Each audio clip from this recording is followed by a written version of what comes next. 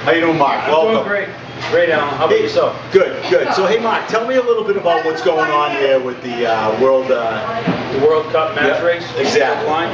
Well, we're having that. It's going to be in Wisconsin. We have a lot of different blind teams from different countries. It's great to have ATI supporting my U.S. team. I think we have some great potential. We're doing fairly well in the Worlds this year, match races. It's something new to blind sailing, but we're thrilled to be part of it. So how did you get into blind sailing? Well, it was kind of funny. A friend kind of said, you should go and give blind sailing a try. I said, I'm not interested. He said, well, I'll buy the next round for you. If time we go out, it'll be on me. So I went thinking this is going to be pretty easy for me to get in a free meal and a couple good drinks. And I went sailing and haven't stopped. So I ended up having to get him a good meal and a lot of drinks, but I love sailing. So how does somebody that's blind actually sail? Well, in the past there was a lot as far as the blind sailing and fleet racing. There was a sighted person on the boat that would give direction. 10 up, 10 down. Okay, we're coming to a mark. 1, 2, 3, tap. All right, hold on for a second. 10 up, 10 down. What does that mean? 10 degrees up, wind into the wind, 10 degrees down out of the wind.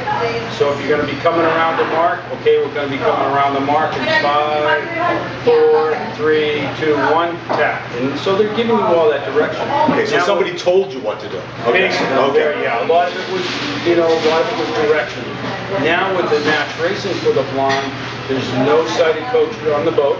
You only have 3 blind people on the boat and 3 blind people on the other boat. So 2 boats are competing against each other, and all 3 people on the boat are blind. So now, people say, well, so how do you not hit each other? How do you know where the course is? Of course, what we use now is sounding marks. So each different mark makes a different sound. Each boat makes a sound. So on each boat, there's a mercury trigger switch that tells you whether the boat's on a port tack or a starboard tack. So that's basically, so you're doing it mostly through, sounding devices that are on the water and the sounding device that's on the boat. So it's pretty exhilarating, I'm going to say.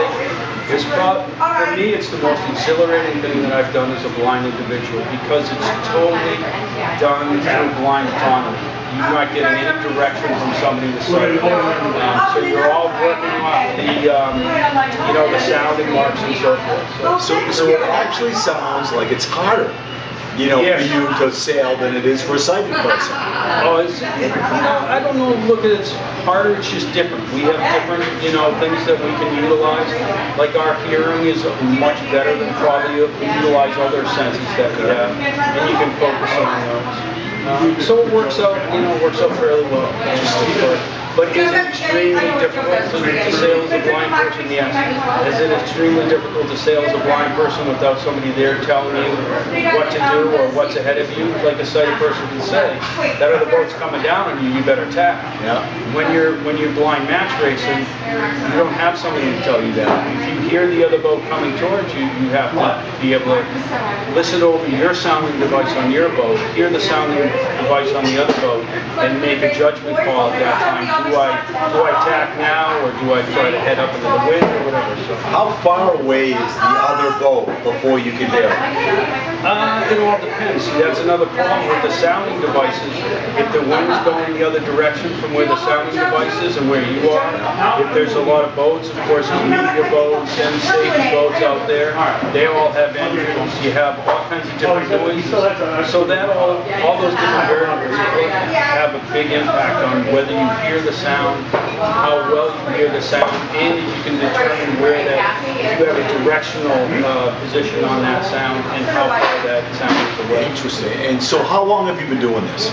I just started this April. We did I went to a clinic. Wait a minute. You started this April and you're in the World Cup? Yeah, the match racing, yeah. I've done fleet racing since I did 3 years, started in 2008. My team was able to win a bronze medal in the Fleet Worlds in New Zealand. Congratulations. Yeah, it was great. And one of my sighted coaches was here earlier, Lisa Dalton. Wonderful coach, and we had a lot of fun that year. So Besides NTI, what are some of the other organizations that are involved in this work? Well, the Carroll Center for the Blind has always been really big in assisting blind sailing. And there's a lot of other private organizations that do help out to support, you know, the blind sailing. Also individuals that contribute, which is, you know, basically how blind sailing goes. And a lot of people don't realize that we put in a fair amount of our own money as well, you know, especially when we're off not specifically in a World Cup event. We still have to do the training, we have to do practice and all the other things. So speaking of training, so what does it take to train for this kind of event? A lot of practice, getting in really good shape. You know, I think it's having a good understanding of just the race itself, you know, getting an understanding of where the course is. And you have to have a little bit of, I guess, you have to get over some fears sometimes that you might, because it's pretty tough. You're hearing another boat, you don't know exactly how far away it is. You're trying to make a mark, so there's all kinds of different variables that are coming into play. And then you're thinking, hold on, am I going to T-bone that other boat? And, you know, and there can be a lot of damage and a lot of injury with something like that, because these boats are moving all depending on the, you know, the strength of the winds. They can be going up to, you know, 10, 12 knots, and that's pretty fast. It is. And how long is a typical race? These races are fairly short, so basically you have two sounding marks. You attack back and forth before you go into the box. That's 3 minutes. You're in the box for 4 minutes. After the box, you go across the starting line. You go to the windward mark, make a starboard tack around or turn around the mark, come back. The port mark's still on. Of course, these are two marks now that are making auditory sounds, so you can hear them. And you make a starboard tack around there, come back around the windward mark, and that's the final length. So I would say it all depends on how fast the wind is and the distance of the course. So there's a lot of variables. So it's tough to give it a definite time. I would say 20 minutes, you know, maybe a little bit more, maybe a little bit less, depending on the wind. And so where are the matches this year?